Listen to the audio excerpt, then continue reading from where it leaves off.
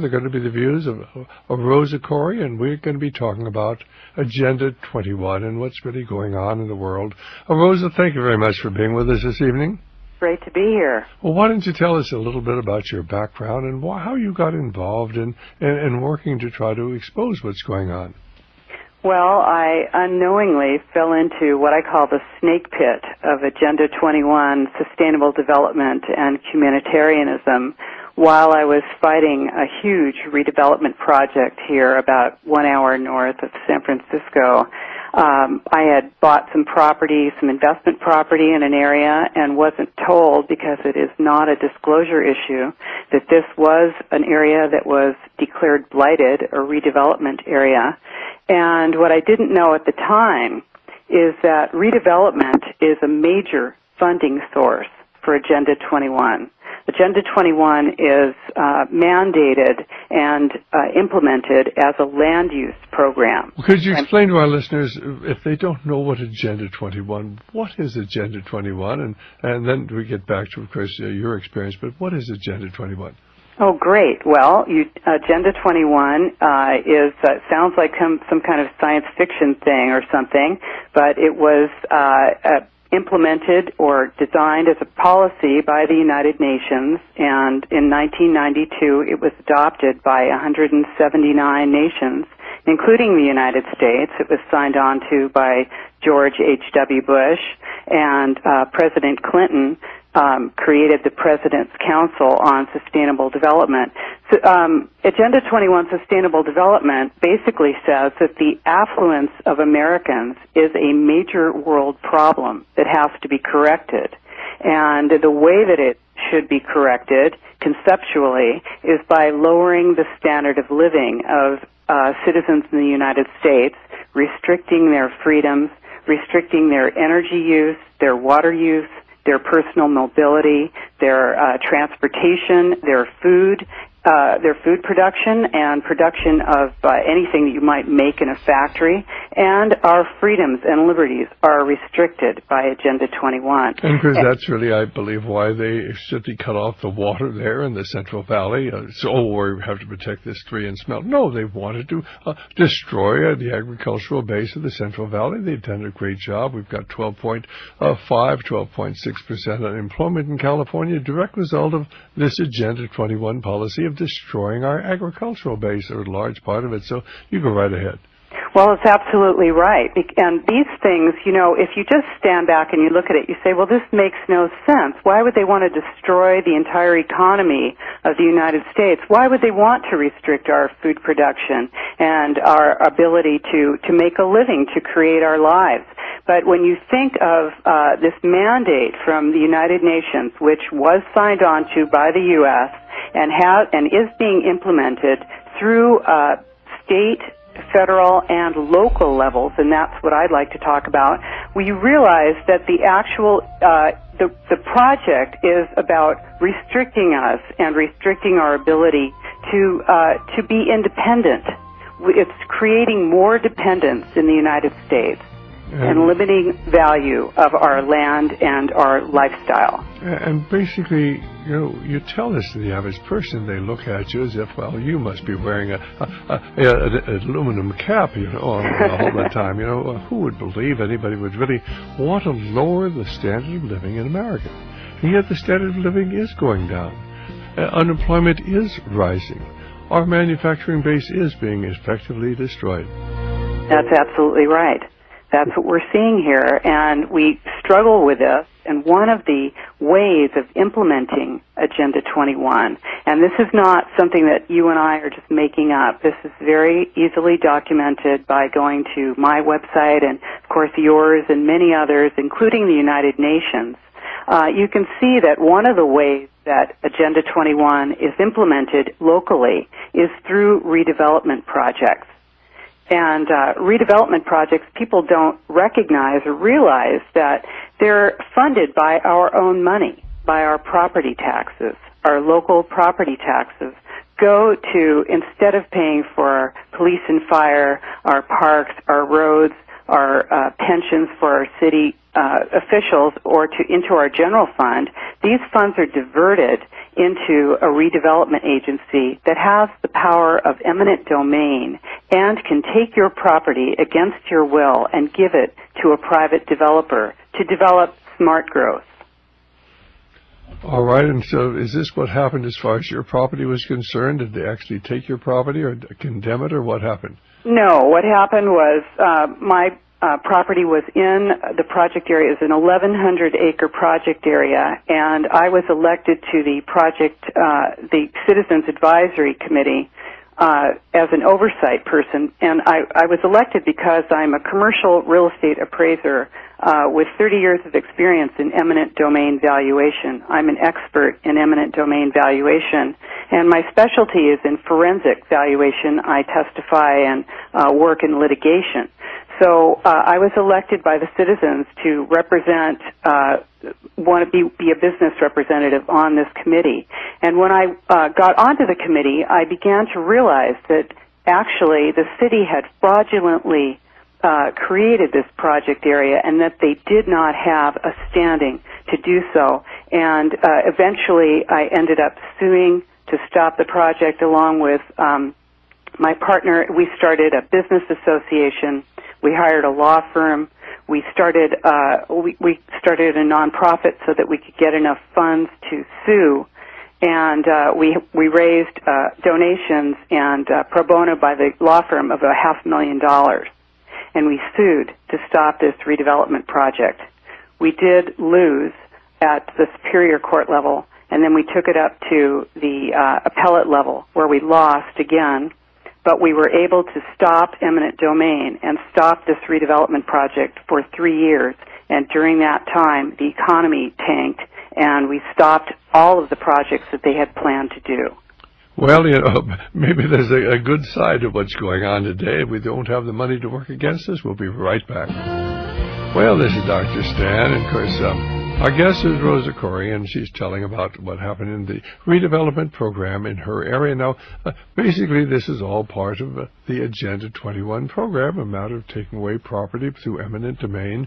And, of course, when Rosa was appointed, elected to by the people in this area to the redevelopment board, she saw what was going on. They eventually raised enough money to bring lawsuits against the community that was trying to develop this and take away people's property.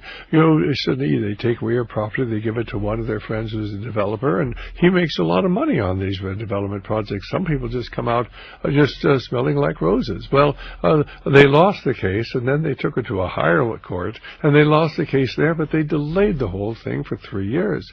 And then, of course, fortunately, the economy tanked, and they ran out of money to do that. And, of course, now we hear that Governor Brown is going to take all the money away from these redevelopment projects and suddenly strip it from the redevelopment projects, and whether he's going to give it to communities, what he's going to do with it. But he's really going to put a stop to a lot of this because it's being used to really, of course, to pursue a different agenda, an agenda most people don't even understand. It's called Agenda 21, the agenda for the 21st century. Go right ahead, Rosa. Well, that was a great summation, and definitely if you stop redevelopment, it's at the evil heart of much of what Agenda 21 is, of what the land use and local funding plan is, redevelopment for Agenda 21. And if you drive a stake through redevelopment, you're going to strike a huge blow against Agenda 21. And that's what we want to do. We want to stop Agenda 21 locally, where we can recognize it, where we can see who is pushing it on the community, where we go to these visioning meetings and we're being told that we can imagine whatever it is that we want to imagine in our center cities, and those properties and projects and property owners who have businesses there now will just be swept away by redevelopment, and they can impose anything that they want there with their favorite developers. And if Jerry Brown is able to stop the huge and powerful redevelopment lobby in California, that will be an incredible blow against Agenda 21. Well, it's going to be very interesting. See what's going to happen this next year or two. I think we're going to be living through cataclysmic changes in the structure of our society. for better or for worse. But anyway, under any circumstances, I think that the ready availability of funds has allowed, of course, these redevelopment projects to go in. And, of course, many times in San Diego, for instance, they want to take $1 billion and build a football stadium for a multi-billion-dollar football team owner. But if it's a good deal, why doesn't he build it himself? Well, why should he build it when he can get redevelopment money? And this is the sort of the way the system really works. And their favorite people they'll do all, if you pay the right people off. And I hate to say it, but we have a corrupt society, and basically they always, in the name of, oh my goodness, we want to make a better society for everybody. But it's amazing how many people make a great deal of money helping the common people. Mm-hmm. That's true. That's that's what they say anyway. But this is a nationwide issue. I guarantee you that there isn't a city in this nation, not a county in this nation, that doesn't have a redevelopment area. And as we all recall, in 2005, the Kelo decision, the Supreme Court decision, was determined that cities didn't even have to bother to find blight, that they could actually take your property and give it or sell it for a pittance to another company, a business, a development firm that had a vision, an idea of what to do on your property that would make more money for the city than whatever it was that you were doing there.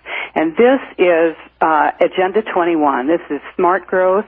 People know it by the name of sustainable development, smart growth, high-density urban development.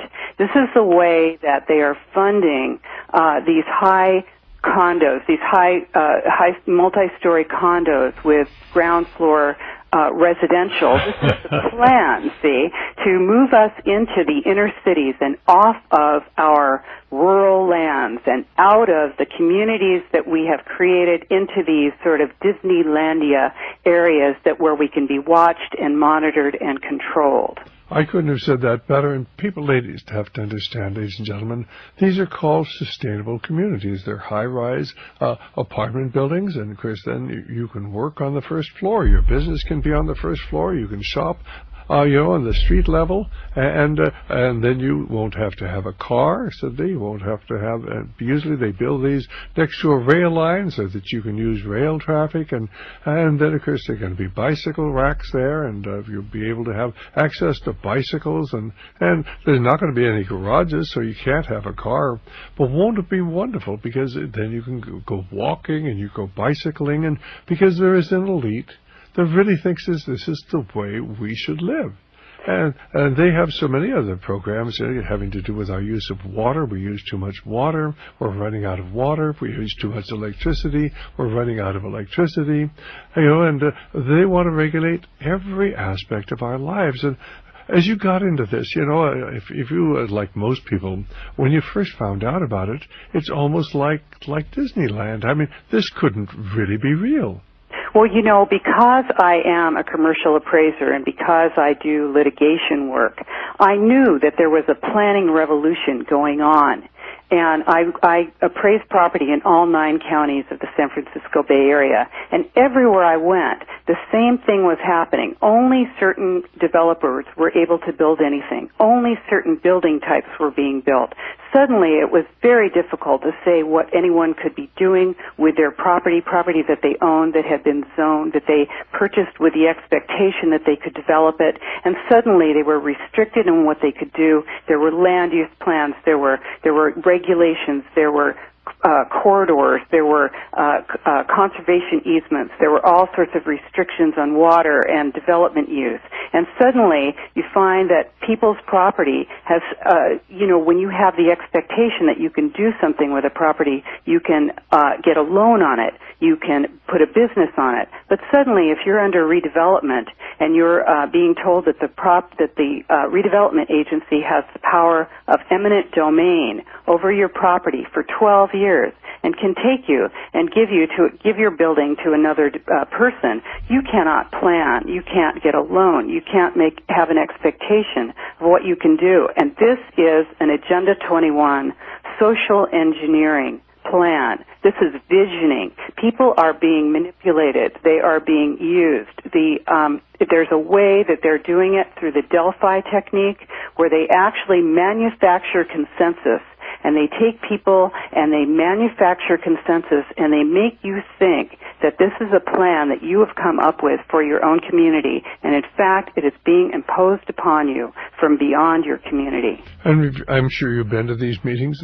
They call them, visioning meetings, but there's a facilitator there. He is brought in specifically to convince you of something you don't want to believe. And they actually train these facilitators how you do mass psychology. And they have people planted in the audience to go along with that. And the one thing, of course, they fear is there's somebody there who understands what's going on and will object. Well, we're not going to take a vote. We're just going to break up into little groups. We're going to talk about this, and we're going to talk about it, and then we're going to take all of your ideas, and then we're going to come up with a consensus, and that will be the official policy. But this is all designed to come up with a preconceived decision. They're not interested in what you think, although they pretend to be. I'm sure you've been to these meetings. Absolutely. They're so carefully staged, and the average person going doesn't understand that his mind is being conditioned. Well, you get a sense of it because they never allow dissent. And so you get that feeling. You have that uneasy feeling that maybe you're the only one in the room that doesn't like the plan. And this was developed, this consensus building, or the Delphi technique was developed by the Rand Corporation in the 1960s. And they used it in the 1970s and 80s to get people to accept the concept of general plans. And I could go into that. It's all on my website. I'd love for people to take a look at. I have two websites. Well, why don't you go ahead and put the place out, and we'll give you a chance in the second half hour. Okay, so great. Go ahead, but you get your website out right now. Okay, I have two websites. One is a local on-the-ground, boots-on-the-ground group, and that is it's called it's www.SantaRosaNeighborhoodCoalition.com. And the other one is the national group talking about Agenda 21, and that is Democrats Against UN Agenda 21.com. And I think it's very important. One more time. Why don't you repeat that, because it's hard for people to get it down the first time. One more time, both of your websites, please. Okay, great. The Boots on the Ground website is Santa Rosa Neighborhood Coalition.com. And the site, I'm getting thousands of hits from all over the world on the Democrats Against UN Agenda 21.com. And I think more and more people are learning about Agenda 21 because, of course, of your efforts and my good friend Michael Shaw and other people who are talking about this today. And it is a worldwide movement. It's not simply an American movement. It's a worldwide movement. It is a United Nations policy. We actually provide people with the UN Agenda 21 policy. Actually, of course, the original Agenda 21 was pioneered right where I live in Santa Cruz. And this is, we call it the People's Republic, and of course they did a lot of experiments. They did the initial trial balloon on Medicare and Medicaid right here in our community because we're sort of isolated, and then of course they did the trial balloon on Agenda 21. We even have the Santa Cruz Agenda 21, which came out before the UN Agenda 21, and they're fascinating as you begin to understand. They want to get you out of your car. What's all this about electric cars now and green energy, and it costs 3 times as much? What's this all about? Well, you certainly need to get the Agenda 21. You'll find it's all part of the plan. We'll be right back, and give us a call if you have a question. Well, you go right ahead, Rose, and I'm sure you're well aware of how this ties into everything that's happening as far as the carbon footprint and the idea we're going to have to cut back on our utilization of electricity because we're going to destroy the planet by anything we do in the way of use of electricity. We can't have atomic energy, we can't nuclear energy, we can't have hydroelectric energy. We've got to tear out the dams. Certainly we can't have natural gas electricity because that increases our carbon footprint, and so we're just going to have to cut back on our use of electricity. Well, you know, in this town and in many towns, they want to see us go back to pre-1985 levels of energy use. And in fact, that's part of the movement behind, getting people out of their cars and onto bicycles. This is a land use plan. They're developing buildings that have no parking or very little parking. So you're dependent on just the route that your train, if you've got one, or your bus goes. And if you have a bicycle, one thing to know about bicycles and bicycle coalitions is they are very powerful advocacy groups now. Bicycle coalitions are tremendously powerful advocacy groups for redevelopment. They are the shock troops for complete streets, for the Thunderhead Alliance. They move people into positions of power in your local government, and they are talking about restricting movement because they even say that if all vehicles were electric, it still would not bring us down to a low enough level of energy usage. And they actually, I had someone else I was working with on this issue, said, we could end up being sitting in huts and eating cold grubs, and it would still not be enough, because the plan is actually to drop our population, restrict our movement, our mobility, and our privacy, our personal mobility, our ability to be free, and to actually completely change our way of living through communitarianism.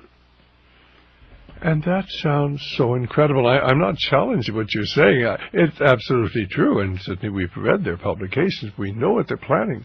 And yet it is, to the average individual, they say, well, that doesn't make sense. No one in their right mind would want to do that, would they? Well, I don't know. The Chinese like it pretty well. And I think one thing we're seeing here, if you're actually fighting this on the ground, as I am, and as people who are working with me are, as many of us are, you're going to see that your neighborhood associations, these people who are closest to you in your community, have actually been, can I say, infiltrated by people who are trained facilitators, by people who are lobbyists, people who seem to you to just be like you, but instead are actually being paid to manipulate you and to condition you. They're secretive, they are lobbyists, they're fanatical, they use the Delphi technique. It's not a left-right issue. This is un-American. We are exposing them and their programs. They are using asset-based community development. They're using neighborhood associations.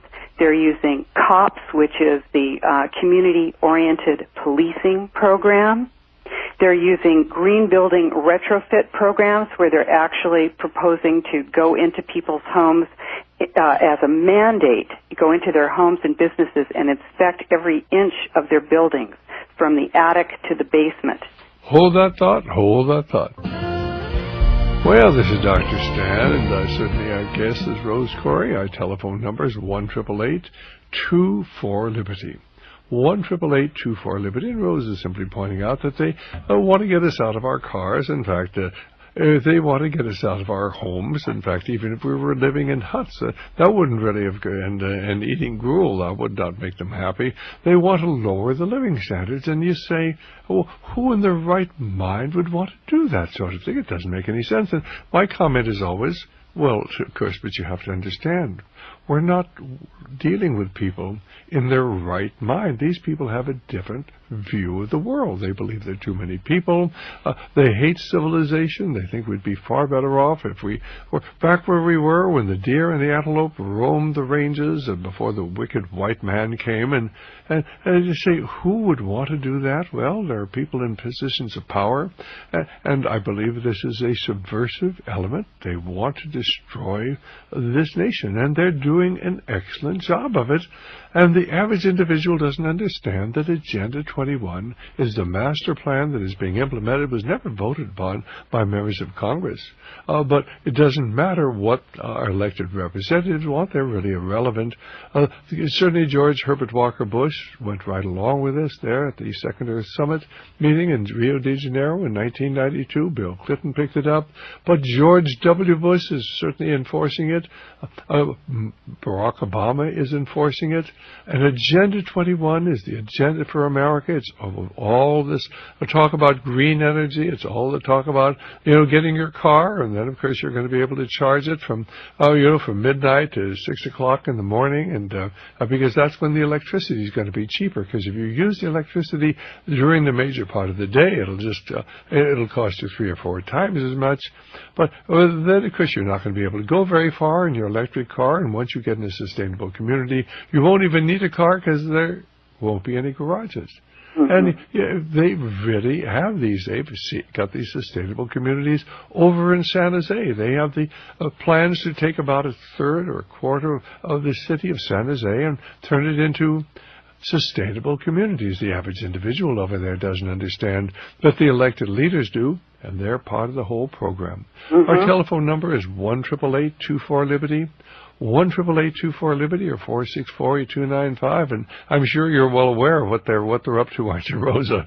Oh, I sure am. And it's a great thing that you mentioned electricity, because those smart meters can be shut off remotely, just like a lot of your vehicles. I think there are about 30 different models of different vehicles that can actually be shut off, and this is for your own good, just in case someone steals it, right?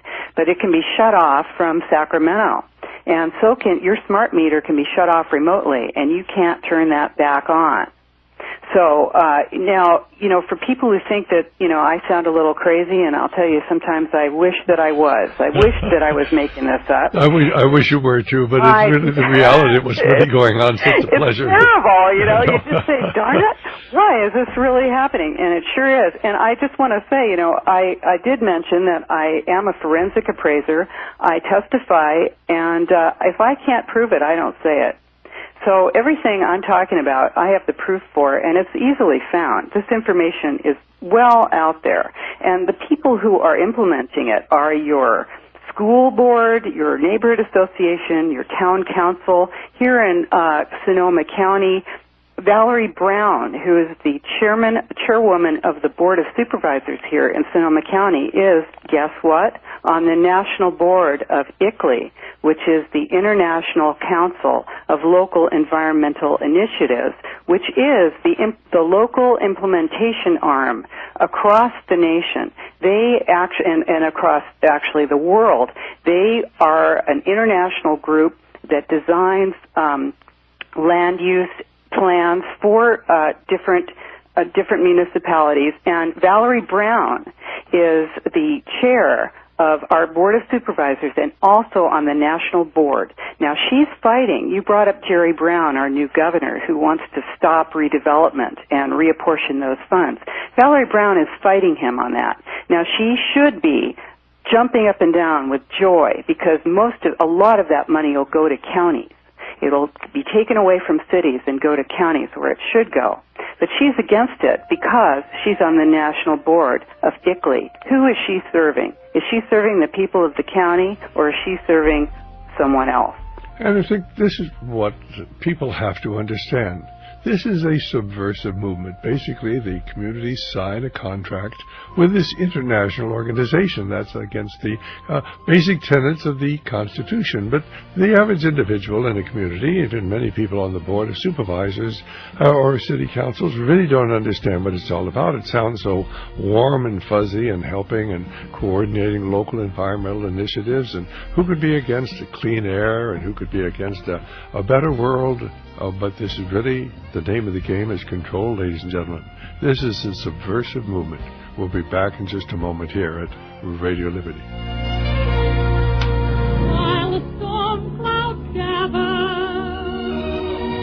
far across the sea, let us swear allegiance to a land that's free. Let us all be grateful for a land so fair.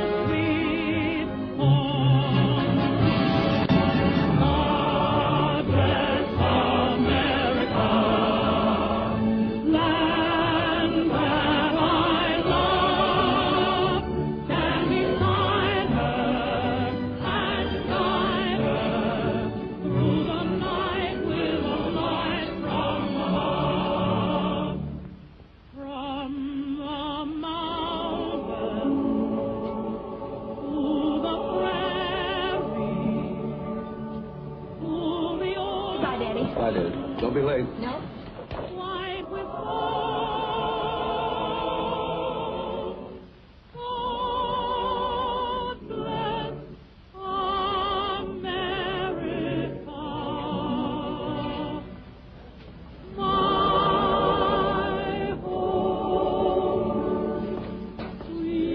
Right, Pop? Right, son.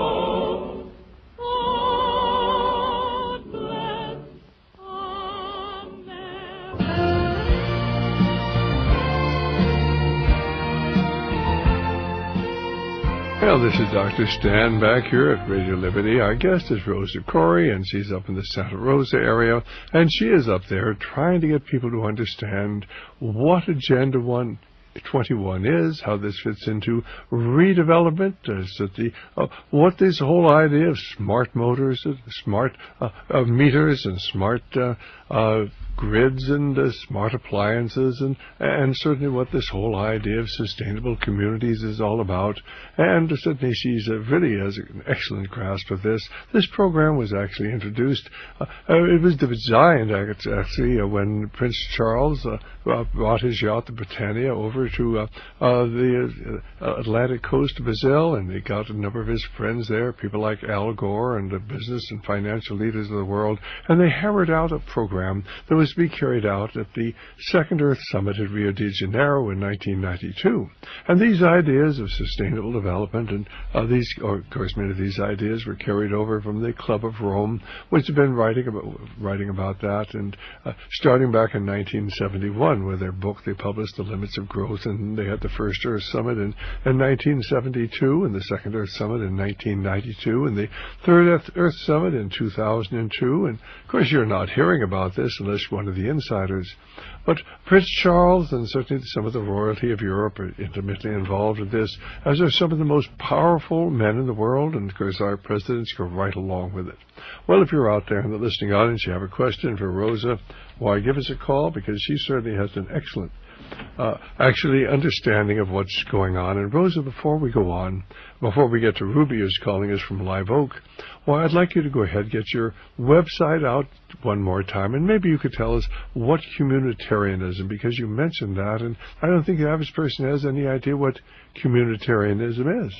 Great. It's my pleasure. And I will give you my website. First, I'm going to tell you, though, that I am a left-identified person. So just in case you think that maybe only people who know about this might be, more focused on the other end of the spectrum, I've been a Democrat my entire registered voting life. I'm a feminist, pro-choice, I'm a lesbian, and I'm anti-war. So there's hope for the progressives, because if you open your eyes and you take a look around, you're going to see it. And I can help you with that. Take a look at my websites. One of them is www.santarosaneighborhoodcoalition.org. coalition.com, and that's the boots on the ground group that's going to show you how you can do this in your own community. And the other one is the international website, and that is www.democratsagendaagenda21.com. Well, Rosa, basically this is an issue that has nothing to do with partisan politics. It has to do with an idea of saving America and the values that we hold to be true. That's right. And we have to certainly, you have to work with us and we have to work with you, because we need people who are aware, and you are sort of one of the most articulate people I could say that I've come across who really can express this so well, and I really appreciate your willingness to come on with us. Now, well, that's great, and I do want to say that since you asked me about communitarianism, I think it's very important that people know that there is a name for all of this. There's a name for this point of view, and it is communitarianism, and it's an actual thing. It's it's not like I just made this term up. It's out there. You can look at the internet and find it everywhere. It's a philosophy that says that the individual's rights need to be subsumed or balanced or made subordinate to the rights of the community. Now, you ask yourself, what are the rights of the community? We are Americans. Our Bill of Rights and our Constitution guarantee us rights, unalienable rights as Americans, as human beings. And the rights of the community are not delineated, but communitarians say that the society at large, the entire global society, has rights that are superior to and more important than any individual rights. And it makes sense when you think about communitarianism, because the United Nations, most of those nations are not democratic nations. Their concerns for individual rights are not the same as ours as Americans. And so we must fight communitarianism, and we have to open our eyes. We can do it. We can resist social engineering. And that's what it's really all about. It's about a group of people who want to control you because they feel that they know what's best. Let's go to Ruby, who's calling from Live Oak. Again, our number, 1-888-24-LIBERTY, 1-888-24-LIBERTY, or 464-8295. Hi, Ruby. How are you doing? Do you have a question for our guest? Website's out again. Oh, you want the website again? Go ahead. No, I got them. I wrote them down. I was going to call and ask to get them out again. I just wanted to comment that this community that she was describing, it sounds like something right out of Soylent Green. Well, I'll tell you what, it sounds very much like downtown Laurel Street there in Santa Cruz, or basically back there by the railway tracks where they have the multi-story buildings. And basically, they want to buy this railway, which is a money-losing proposition. They spent $250,000 to figure out how they would make it payable, and they decided they were going to haul freight a distance of 7 miles. And by hauling freight 7 miles, they were going to maybe be able to make enough money to pay for this. And they actually presented this to the Board of Supervisors and the people with a straight face. Of course, why? We're going to haul freight, capitalism, and we're going to make enough money to pay for this rail line. But this is all really about alternative means of communication, of transportation. Very carefully designed, but since the local radio station, certainly I shouldn't say the local radio station, the local newspaper goes along with it. Fortunately, the major radio station here, KSCO, is doing a good job of getting the truth out. There's a growing awareness, and when this whole thing falls flat and we go into receivership, maybe there'll be some sanity returned to our community. But do you have a question for our guest? This is really bizarre. I mean, I started noticing this stuff years and years ago, thinking, what in the world is going on here? Driving up and down the state several times, because I moved to Redding for a while, I started noticing these little shopping centers popping up all over the place in these little communities and things, and I just had this feeling I know I probably shouldn't say this on the air, with this Century 21 real estate thing. I got to thinking, is there something they're trying to push for the 21st century? And I had this weird feeling that maybe a lot of the money that's being used for this is money that's being laundered from the drug cartels. No, I don't think so. It's coming, money's coming from the big oil. Big oil is financing a lot of this. They tie to what I call the Brotherhood of Darkness. A lot of it's coming from the tax-exempt foundations. Major corporations are behind this. They're all in on it because of this. They all tie in together. And That's the right. banking industry. Go right ahead there. Well, Rosa. That's a great point because, when you think about it, what does happen with these redevelopment areas is you have your small mom-and-pop businesses that are wiped off the map and replaced by corporate businesses. These are large chains. That's what comes in. In fact, if you're considered blighted, your area is considered blighted if it has too many local businesses. So what's happening is that money you are spending on your own property taxes goes for 30 years to pay off this bond debt. Redevelopment agencies are the only government agency that can float a bond without a vote. And you will be paying for that bond for the next 30 to 45 years. And that money is being taken away from your general fund. It's being taken away from your counties, from your schools. That's why your governor wants that money back, because it's being taken away from your schools. And instead it's being given to who? It's being given to corporate America, who wants that money to build a parking garage, as we saw here in Santa Rosa, a $30 million parking garage that they wanted from the redevelopment agency in order to attract a Nordstrom to their aging shopping mall. This is what you get when you get redevelopment, and this is what it is. It is Agenda 21 in a smart green cloak. Never trust anything called smart, because if you don't support it, what are you, dumb? So these things are not smart. They are the way to undermine and destroy your community. Amen to that. Very well said. Anything else, Ruby? No, that it's just something that's puzzled me for a long time, because I know that there's probably nobody in the world that's got more money than the drug companies.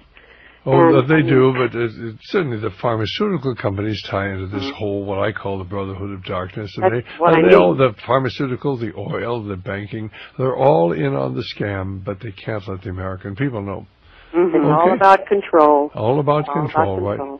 Okay, thanks a whole lot. God bless. Thanks very much, Ruby. And again, our number is 1-888-24-LIBERTY, 1-888-24-LIBERTY, or 464-8295. And we have with us Rosa Corey, who certainly articulates what's going on so very well. How did you learn about this, Rosa? I mean, certainly, you have a tremendous depth of knowledge, much more so than most of the people who have come across and come to understand this. Did you do this by reading their websites, or did you go to some specific source to get the information, because you have a tremendous grasp and understanding? Well, this is what I do for a living. I'm a researcher. I'm a forensic appraiser, and I testify. I have to know everything about property and land use plans when I'm doing evaluation, because I might have to explain it to a jury or be able to defend it in a court situation. So what I'm doing is getting all the information that I can possibly get. This is what I do for a living, is find everything out that I can about whatever it is I'm working on. And as soon as I got into the redevelopment thing, I knew there was a planning revolution, but redevelopment, hey, it's funny. I thought I was going to get elected to that board and be working with the city to tell the citizens all about eminent domain. I thought I was going to be on the side of the city. I had no idea I was going to end up fighting the city tooth and nail and suing them and raising $500,000 and spending years of my life fighting this out. But you know what? There's nothing more important than this. This is our liberty, and our private property rights are the foundation of our freedom in this country. And this is how I know about it, because I'm into private property. And I think that's so well said, and people have to understand that without the right of private property, there is no freedom. This the whole idea of America was built upon life, liberty, and property. And if you read the Constitution, you will find that that phrase is used on 2 occasions in the Constitution, and basically the idea came from John Locke, who was writing in the 1600s about these ideas that man had a right to be free to life, liberty, and property. In fact, that was to be actually in the Declaration of Independence. When Thomas Jefferson wrote the original version, it was life, liberty, and property, but, there was a committee, and the committee always has to do something. They changed property to pursuit of happiness. However, when they wrote the Constitution, they went back to the original Lacanian view, life, liberty, and property. And the whole idea of Agenda 21 is to take away our property rights, to take away our freedom, because there are wise people out there who know far better what's best for us common people. And what they really want to do is, as Rosa said so well, they want to lower our living standards. Now, actually, if you actually evaluate things, living standards are going down.